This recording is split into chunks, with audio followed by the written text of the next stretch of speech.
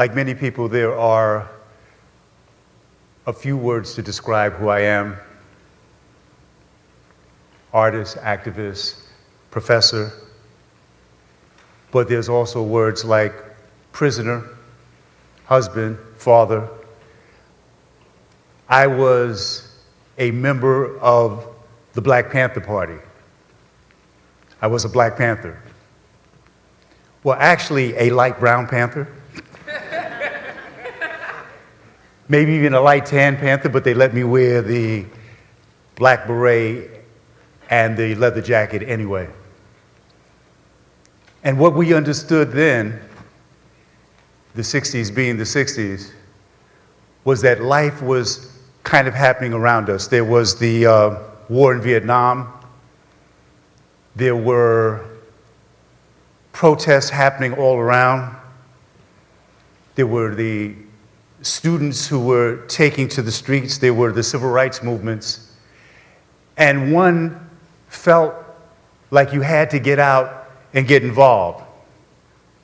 I mean, because after all, there were only 3 channels in TV and no video games.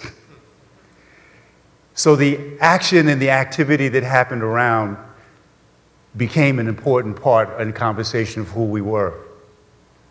For me, it was the assassination of Dr. Martin Luther King. I was 15 years old and I had been involved in the NAACP youth conference. And when Dr. King got killed, I was so angry that I went from my grandmother's house in the Bronx down to 125th Street and participated in the fringes of the riots. And then the next day at school, I remember being so angry that a white man had shot Dr. King that I came to my friends and I announced that I, Eddie Joseph at the time, was going to be a black militant. And I had a group of friends that I always ate lunch with, and one of my best friends was a kid named Paul Kirshner, a white kid, a Jewish kid, and he looked at me and he said, Eddie, I don't know if you can announce that you're going to be a black militant like it's a career choice. Like you're going to be a doctor or a lawyer. And I was like, no, you watch. You watch. So as much to prove to myself as to Paul, I had to find the most militant organization on the scene. And it was the Black Panther Party. And what I knew about the Panthers and what I heard from friends was that the Panthers carried guns.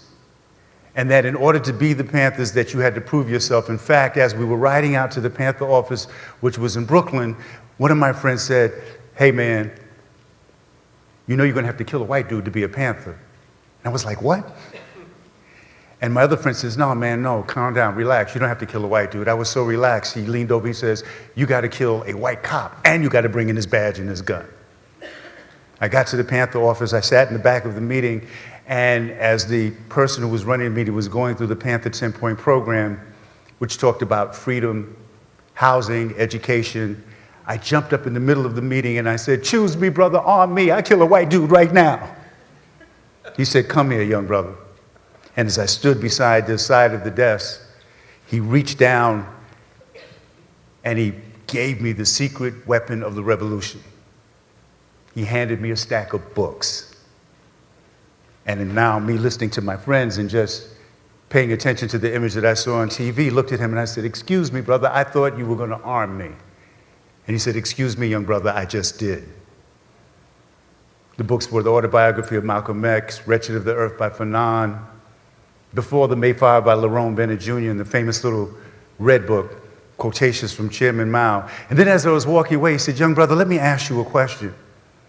He said, if all of the cops that are in the community that are beating people down, brutalizing people were black, and the people being beat down were white, he said, if all of the store owners that are ripping the community off with high prices, spoiled meat, rotten vegetables, if they were black and the people being exploited were white, he says, and everybody that was in power, the politicians, the generals, everybody oppressing the people, if they were all black and the people being oppressed were white, would that make things correct? And I said, no, brother, this seems like it would still be wrong. And for the first time he smiled, he said, that's right. He said, what we're talking about is a struggle for human rights, a class struggle for human rights, not just a race struggle for civil rights. Study those books so you know what the revolution is about. And then on my way out the Panther office, I saw a poster of Che Guevara, and there was a quote. And it said, at the risk of sounding ridiculous, let me say that revolutionaries are guided by great feelings of love. And then working as a Panther in the breakfast program, feeding kids, and then doing all the work we were doing in the community. And then even, and especially when I was arrested at 16 years old in the Panther 21 case, that idea that love and service is what motivates struggles, people's struggles around the world, became transformative for me. And so I spent time in prison. And when I got there, I got a piece of great advice. I was there for my activities connected to the Panther Party, for weapons charges, for hiding people out who were on the run from the police. And as I sat in the big yard, an older prisoner came to me, and he said, "Young blood, I want to give you a piece of advice." He said, "You can serve this here time, or you can let this here time serve you." And with that, I understood, in the words of Malcolm X, that the penitentiary had been a university for many a man and woman, that even when the body is locked up, the soul can remain free. So I began to write, I began to take college courses, I formed a theater company. In fact, some guys had found out that I had done some poetry and other stuff in the Black Arts Movement, and they said, "Hey man, we want you to do a Black History Month play." So I got a couple of the black prisoners, and prisons segregated themselves. So there was the black part of the yard, the Latino part of the yard, the white part of the yard. And as I'm rehearsing, two of the guys, the leaders of the Mexican gang, came in and sat in on the rehearsal. And everybody was nervous because these guys had beef. These guys had gotten extra time for fighting other prisoners. And we were like, who was the beef with? And I'm rehearsing with my guys. We're looking out the corner of the eye. And finally, the leader of the Mexican crew came up to me and said, "Yo, S.A., I want to talk to you." And I was like, oh, damn, it's me. I knew doing theater in prison was a bad idea. Somehow I violated the convict code, and he pulled me to the side, and he says, "I've been sitting here for about 10 minutes, and I want to tell you something. That guy you're working with, I say that effing guy, he's not feeling his character." So I made him part of it and wrote him into the story, into the narrative. And he made his friends came. Then the white prisoners came up to see what was going on. And their toughest guy was a guy named Reb, short for Rebel. Reb was like 6'3", 250 pounds of muscle, a 6th-degree black belt. Reb came up. And then when he came back from the rehearsal, all of his guys surrounded him in the white part of the yard. And they said, "Reb," they said, "you was up there with the blacks and Mexicans?" Reb said, "Yep." And they said, "Well, what are they doing, Reb?" He said, "A play." And they said, "Well, Reb, what did you do about it?" Reb said, "Well, they give me a part." And we formed our own section of the yard. Black, white, Latino, Native American, doing theater, telling our own stories. And so wherever we are, we're all doing time, and wherever we are, no matter what the constituencies are and what the separations are, we can form our own section of the yard. It's interesting how sometimes we have to be locked up and taken away to understand what real freedom is and what real transformation is. And so I began to understand that you could use the creative arts and education for the power of social change. Gil Scott-Heron had a great song called "The Revolution Would Not Be Televised."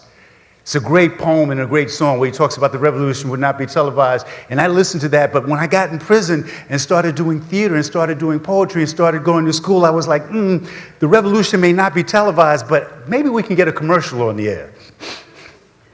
Maybe we can talk about this thing called human rights and use these things to communicate what was going on.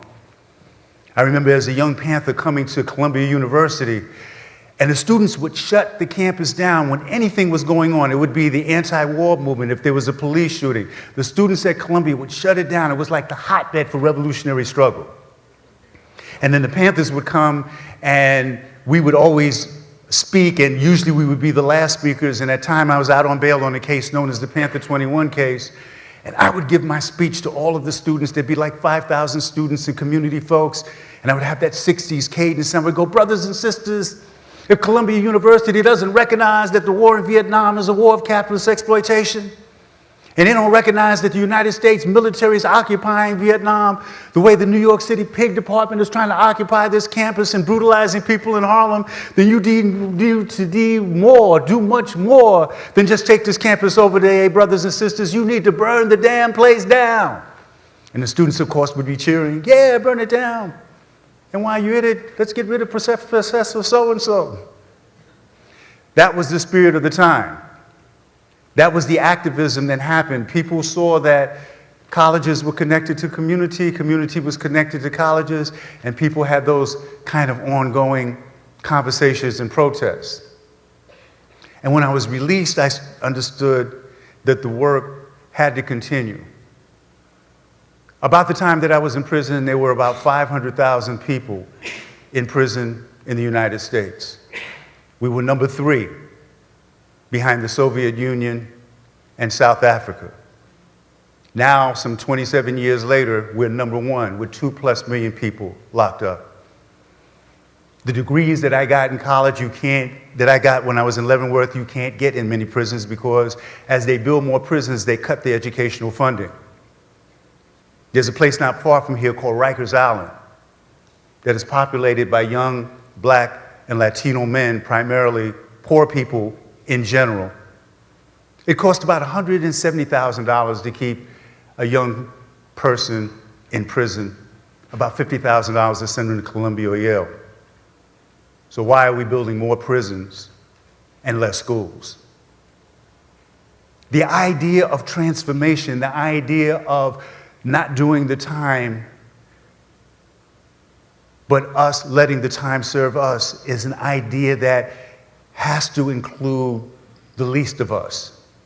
The idea that we're all on the planet together and that we have a chance to tell our own stories, but to help other people tell their stories is important. But if young people are being miseducated in schools, if schools have become a school-to-prison pipeline, then something is terribly wrong with the way we are serving our time. If our time just becomes about conspicuous consumption and entertainment and more gadgets and devices, and we're not putting any efforts in the resource to break those chains. There are more young Black men in prison today than there were in chains at the height of slavery. We have to do something to change and to transform that. My work became with young people, and as an educator, I co-founded a group called Impact Repertory Theater. And what we do with that is we allow young people to tell their own stories. Through work, through improvisation, through talking about what they see in their communities, from bullying to gangs to poverty to the lack of education, to turn those stories into power and to turn those powerful stories into opportunities. And so the Panthers started a breakfast program, not waiting for permission from anybody for any grants. They understood that kids who go to school in the morning, and they say that some schools in the inner city, it's a difficult proposition for kids to sit still and to really learn, but maybe part of the problem, we reasoned, was that if a teacher is telling a first grader that 3 apples plus 2 apples equal 5 apples and their stomachs are growling, that might be a problem. So we asked churches and community centers if we could use the basements and their kitchen. We went to storekeepers and we got donations of food. And then we began to serve breakfast to kids with no money. You might start with 50, and in a month you had 500. We can use those same resources. We used to say all power to the people. And that means Black power to Black people, white power to white people, red power to red people, brown power to brown people, yellow power to yellow people. It means that we have everything that we need to do better time when we're on this planet. I'm now a professor at Columbia University and have actually been teaching there for 16 years. Served as chairman of the film program, a full professor, doing arts and activism on all levels. One morning as I was walking across campus, I passed that same big statue of Alma Mater where we used to gather when the students took over the campus, and it's mid-campus, it's a big bronze statue, and we would set up there with the megaphones and sometimes blindfold her with the North Vietnamese flag or the Black Liberation flag and call for a downfall of the system if they weren't doing right. And so one morning, last fall, as I was walking toward my class, it was chilly, so students weren't hanging outside. I heard somebody go, psst. And I looked around. Nobody was there, none of my colleagues, none of my students. I took another step, and again I heard, psst. And I looked up, and it was the statue of Alma Mater. And she looked down at me, and she said, oh, so now it's Professor Joseph, huh? I remember when you wanted to burn the damn place down. Whatever we do, let's remember that we're doing time together. And if we're not serving one another, then we're not letting the time serve us.